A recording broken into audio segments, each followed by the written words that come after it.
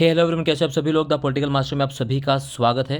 दोस्तों आज इस वीडियो में हम क्लास 10 के एसएसटी का जो आज पेपर हुआ था दोस्तों उसका हल करने वाले हैं, या आप कह सकते हैं पूरा आंसर की बताने वाले आप सभी को, और वो भी ऑफिशियल दोस्तों, और एक भी इसमें गलती नहीं है। हम लेट ज़रूर है बट सटीक आंसर की सटीक उत्तर आपको देने वाले, तो प्लीज़ इस वीडियो को एंड तक देखिएगा और अपना मूल्यांकन खुद कर लीजिए। इस वीडियो देखिए कि आपके कितने नंबर आने वाले हैं। बोर्ड के रिजल्ट से पहले आपको अपने एसएसटी का रिजल्ट पता चल जाएगा कि आपके कितने नंबर आने वाले हैं।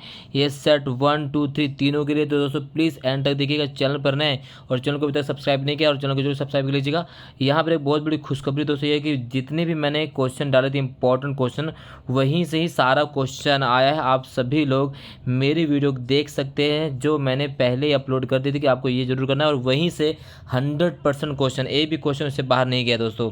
तो सबसे पहले हम क्वेश्चन करते हैं जो सेट 3 में जो सबसे पहला क्वेश्चन पूछा गया है आज के पेपर में। वो सेट 3 में जो सबसे पहला क्वेश्चन क्या है कि सविनय आंदोलन के प्रति federation of the Indian chamber of commerce industry यानी फिक्की के विचारों को ले कीजिए। तो यहाँ पर दोस्तों फिक्की की अगर हम बात करें तो फिक्की की जो स्थापना थी दोस्तों, फिक्की की स्थापना 1927 में की गई थी। जी हाँ, 1927 में फिक्की की स्थापना की गई थी। पुरुषोत्तम दास ठाकुर, ठीक है, ठाकुर दास, जीडी बिरला आदि लोगों ने मिलकर इसकी स्थापना की थी। और इन्होंने इनके क्या विचार थे सविनय आंदोलन के प्रति, तो इन्होंने औपनिवेशिक नियंत्रण पर हमला किया। क्या किया दोस्तों, इन्होंने औपनिवेशिक नियंत्रण पर हमला किया था। दूसरा, इन्होंने सविनय आज्ञा आंदोलन को क्या दी थी दोस्तों, वित्तीय सहायता दी। क्या दी थी, वित्तीय सहायता दी थी, यानी पैसे से मदद की थी। और आयातित सामान खरीदने और बेचने से इनकार कर दिया। जो ब्रिटिश सरकार के आयातित सामान थे उनको खरीदने और बेचने से इनकार कर दिया था फिक्की समूह। तो ये योगदान था, ये विचार था किसका, फिक्की का दोस्तों। ठीक है, तो ये अगर आपने लिखा तो डेफिनेटली आपका 100% सही जाएगा, ऑफिशियल दोस्तों ये। ठीक है, नेक्स्ट, औद्योगिक प्रदूषण से स्वच्छ जल को कैसे बचाया जा सकता है। तो दोस्तों औद्योगिक प्रदूषण से जो है स्वच्छ जल को बचाने दो तरीके अपनाए। पहला कि जो भी उद्योगों से निकलने वाला गंदा पानी होता है, गर्म पानी होता है, उसे संशोधित कर कर ही प्रवाहित किया जाए या छोड़ा जाए नालों में। और दूसरा, उद्योगों को जो है इतने मात्रा में दूर लगाया जाए जहाँ से जो है फैक्ट्री या उद्योगों से निकलने वाला दूषित पानी जो है नदी नालों में डायरेक्ट ना मिल पाए। ठीक है, ये इसका उत्तर था। क्वेश्चन नंबर तीसरा, कच्चे माल के आधार पर उद्योगों को जो है वर्गीकरण कीजिए। तो अगर कच्चे माल के आधार पर उद्योगों को वर्गीकरण की बात करें दोस्तों, तो कच्चे माल के आधार पर उद्योग दो प्रकार के। पहला है कृषि आधारित उद्योग। क्या है, कृषि आधारित उद्योग। जहाँ कृषि आधारित उद्योग, अब कृषि आधारित उद्योग क्या है, इसमें सूती वस्त्र उद्योग, ऊनी वस्त्र उद्योग, पटसन, रेशम आदि आते हैं। और दूसरा जो है अगर हम बात करें कृषि आधारित उद्योग है खनिज आधारित उद्योग। इसमें लोहा तो इस्पात संयंत्र के में जो इस्तेमाल की जाती है वो चीज़ें लाई जाती हैं। तो तीसरे क्वेश्चन का उत्तर ये है। इसी प्रकार से अगर हम दोस्तों देखें तो सेट 1 में जो पहला क्वेश्चन था, यहाँ पर सेट 1 में अगर हम बात करें सेट 1, जी हाँ सेट 1 में नहीं, एक बार हाँ सेट 2 की अगर बात करें, सेट 2 में जो पहला क्वेश्चन पूछा गया था कि किन्हीं दो कारणों को ले कीजिए जिनके कारण असहयोग आंदोलन शुरू हुआ। तो सेट 2 के जो बच्चे जिनका क्वेश्चन आया था कि किन दो कारणों से असहयोग आंदोलन को शुरू हुआ, तो पहला कारण था कि भारतीयों ने प्रथम विश्व युद्ध में अंग्रेजों को पूरा सहयोग दिया था, राइट। और प्रथम महायुद्ध की समाप्ति में अंग्रेजों ने भारतीय जनता को का और अधिक शोषण किया। दूसरा कारण क्या था, प्रथम महायुद्ध के दौरान भारत में प्लेग आदि महामारी फूट पड़ी थी, और परंतु अंग्रेजी सरकार ने इस पर कोई भी ध्यान नहीं दिया था। इसके अलावा 1919 ईस्वी में ब्रिटिश सरकार ने रॉलेट एक्ट पास कर दिया था, और इसे काले कानून के कारण जनता में रोष फैल गया। तो एक कुछ कारण थे, दो कारण लिखने थे दोस्तों, आप कुछ भी लिख सकते हैं, इनमें दो कारण लिख सकते हैं, हालांकि बहुत सारे कारण हैं। इसके साथ अगर देखें तो सितंबर 1920 में कांग्रेस ने अपना अधिवेशन कलकत्ता में बुलाया, और इसी अधिवेशन में असहयोग आंदोलन को प्रस्ताव रखा गया था जिसे बहुमत से पास कर दिया गया था। सेट 2 में दूसरा क्वेश्चन पूछा गया कि भारत में एल्युमिनियम प्रगलन दूसरा सर्वाधिक महत्वपूर्ण धातु शोधन उद्योग क्यों है। ये सेट 2 का दूसरा क्वेश्चन था। तो सेट 2 जो जिन बच्चों का सेट 2 आया था, अगर उन्होंने दूसरा क्वेश्चन अटेम्प्ट किया है तो सेट 2 का दूसरा क्वेश्चन क्या है कि भारत में एल्युमिनियम प्रगलन द्वारा दूसरा सर्वाधिक महत्वपूर्ण धातु शोधन उद्योग क्यों है। तो सबसे पहले अगर हम बात करें तो ये जो एल्युमिनियम प्रगलन उद्योग है ये हल्का, जी हाँ क्या है, ये हल्का है, जंग अवरोधी है, ऊष्मा का सुचालक है, लचीलापन तथा अन्य धातुओं के मिश्रण से अधिक कठोर बनाया जा सकता है। किसको, एल्युमिनियम को। और अगर हम बात करें तो देश में 8 एल्युमिनियम प्रगलन संयंत्र, देश में 8 एल्युमिनियम, जहाँ कितने 8 एल्युमिनियम प्रगलन संयंत्र हैं। जैसे अगर हम उड़ीसा, ठीक है, उड़ीसा के बंगाल की बात करें, ठीक है। उड़ीसा, बंगाल, कर्नाटका, उत्तर प्रदेश, महाराष्ट्र, छत्तीसगढ़ आदि 8 राज्यों में 8 एल्युमिनियम प्रगलन संयंत्र। तो इस प्रकार से आपको उसका उत्तर लिखना था। ठीक है, पहला और दूसरा क्वेश्चन जो सेट 2 में है।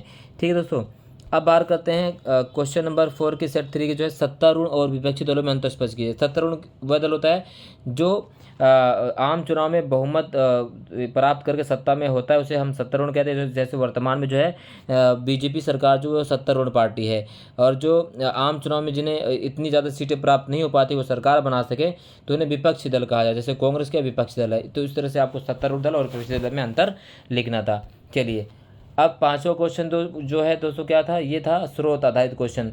तो मेघा ने किस प्रकार के ऋण स्रोत से कर्ज लिया? तो मेघा ने जो है औपचारिक स्रोत के आधार पर किस लिया? औपचारिक से। किसे लिया है दोस्तों? औपचारिक। बैंक है औपचारिक है, ठीक। औपचारिक स्रोत से जो है मेघा ने ऋण लिया, ठीक है, औपचारिक स्रोत से।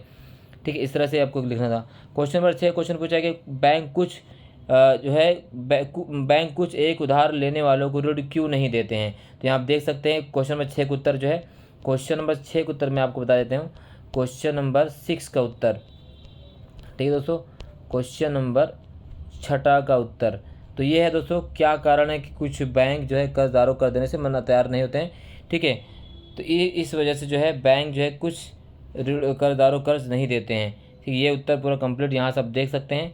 मेरे से जितने भी मैंने दोस्तों सैम्पल पेपर या इंपॉर्टेंट क्वेश्चन की जो सीरीज करवाई है, सारों क्वेश्चन वहीं से आप देख सकते हैं। ठीक है, नेक्स्ट क्वेश्चन अगर बात करें 7वां जो क्वेश्चन पूछा गया है आप सभी से, 7वां क्वेश्चन ये रहा। इसके अलावा जो है क्वेश्चन अथवा में पूछा गया था स्वयं सहायता समूह के कार्यों को स्पष्ट कीजिए। तो इसी का अथवा क्वेश्चन भी दिखा देता हूँ आपको। 7वां क्वेश्चन जो है 6 का अथवा, तो स्वयं सहायता समूह, तो स्वयं सहायता समूह ग्रामीण क्षेत्रों के गरीबों को इकट्ठा करने पर आधारित है।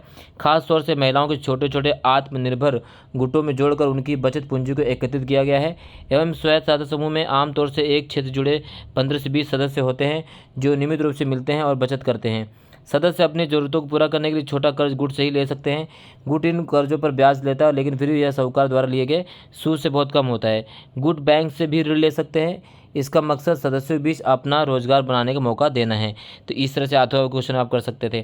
ठीक है, ये पूरा कंप्लीट बिल्कुल सही उत्तर है दोस्तों, गारंटी से कह रहा हूँ, ऑफिशियल से भी ऑफिशियल है। ठीक है, अगला है महात्मा गांधी के विचारों और स्वराज की अवधारणा के बारे में मजदूरों की अपनी समझ थी। असम के उदाहरण के साथ आपको स्पष्ट करना है।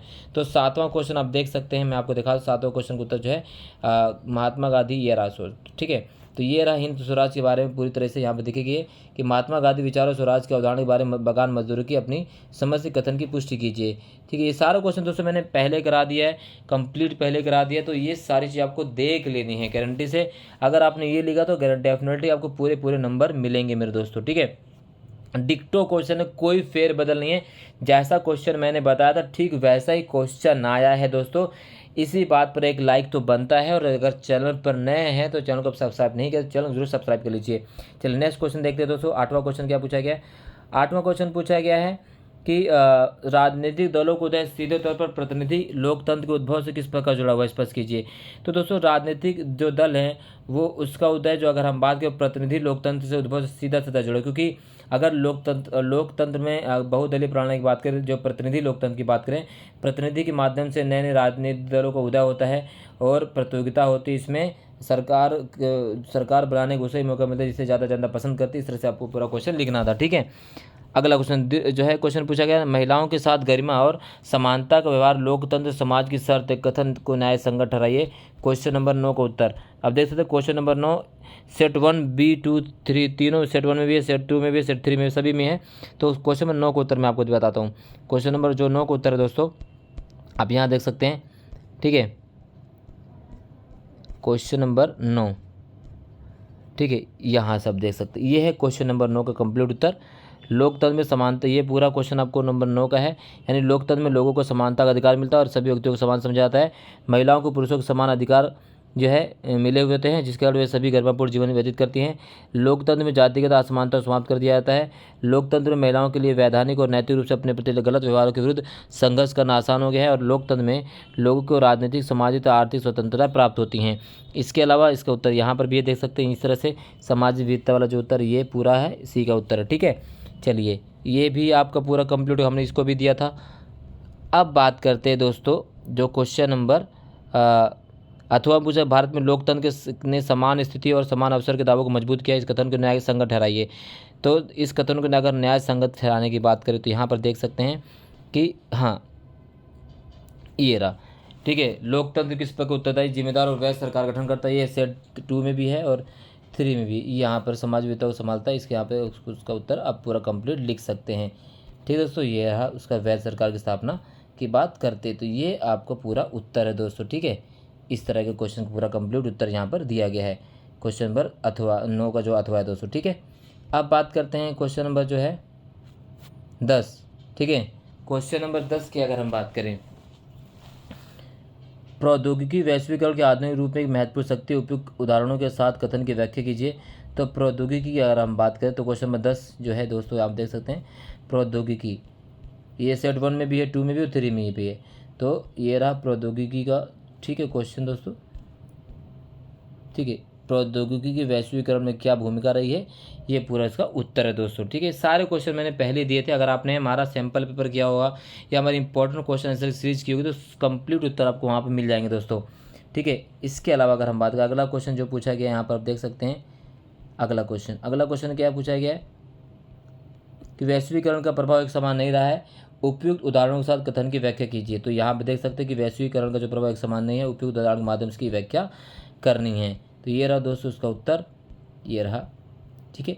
वैश्वीकरण का प्रभाव एक समान नहीं है, इस कथन के अपने शब्दों में व्याख्या कीजिए। तो यहाँ देख सकते हैं वैश्वीकरण का प्रभाव, इसके अच्छे प्रभाव यहाँ दिए गए हैं और बुरे प्रभाव यहाँ पर दिए गए हैं।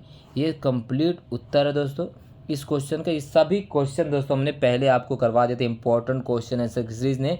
अगर आपको यकीन नहीं तो हमारे चैनल पर विजिट कर देख लीजिए, इसका लिंक भी डिस्क्रिप्शन दे दूंगा। डिक्टो क्वेश्चन वैसे हैं, एक भी क्वेश्चन हेर फेर नहीं हुआ, जैसा क्वेश्चन मैंने दिया था वैसा ही क्वेश्चन दोस्तों आप सभी को मिले हैं क्वेश्चन पेपर, जैसे मैंने पहले कहा था। एक भी क्वेश्चन की हेर फेर नहीं है गारंटी से, तो ठीक है। इसके अलावा आप देख सकते हैं, आपसे जो ग्राफ में क्वेश्चन पूछा गया था, तो ग्राफ वाला भी, ये तो जो पैसेज में पर्यटन वाला जो ध्यानपूर्वक पढ़ना, तो आप अपने आप कर लिए होगा सारा चीज़ें, आप तो मैंने पहले करवा दी थी आप सभी को। राष्ट्रवाद से संबंधित क्वेश्चन जो है 12वां 13वां। अब जो था दोस्तों यहाँ पर अगर हम बात करें, ये था आपका मैप वाला क्वेश्चन। तो मैप वाला क्वेश्चन भी मैंने आपको कुछ मैप दिए थे और सारा मैप दोस्तों वहीं से है, एक भी मैप आगे पीछे नहीं है, मैप भी वहीं से डिक्टो पूछा गया है। तो अगर हम रामागुंडम तापी ऊर्जा संयंत्र की बात करें तो क्या है, ये है तेलंगाना में, ठीक है, तेलंगाना में है क्वेश्चन, ठीक है। पुणे सॉफ्टवेयर टेक्नोलॉजी पार्क कहाँ पर, महाराष्ट्र में दोस्तों, पुणे महाराष्ट्र में, ये महाराष्ट्र में। और चेन्नई जो है मीनाबंकम अंतर्राष्ट्रीय वायुपत्तन, ये कहा है तमिलनाडु में। तो इस तरह से आपको मैप वाला क्वेश्चन में सारा कर लिया दोस्तों आपने। तो ये है दोस्तों आपका कंप्लीट आंसर की कंप्लीट क्वेश्चन का solution, set 1 set 2 set 3 complete दोस्तों। वीडियो अच्छी लगे तो लाइक ज़रूर कीजिएगा, अपने दोस्तों को शेयर कीजिए। और एक बार फिर से मैं आपको कहना चाहता हूँ कि हमारे ही सैम्पल पेपर से सारा क्वेश्चन आए, एक भी क्वेश्चन आगे पीछे नहीं है। हमने जितने इंपॉर्टेंट क्वेश्चन की सीरीज कराई डिक्टो वहीं से आया, आप देख सकते हैं। आज की इस वीडियो के लिए बहुत बहुत धन्यवाद दोस्तों। इस वीडियो में बस इतना ही, मिलते हैं नेक्स्ट वीडियो में, तब तक के लिए जय हिंद, धन्यवाद, नमस्कार।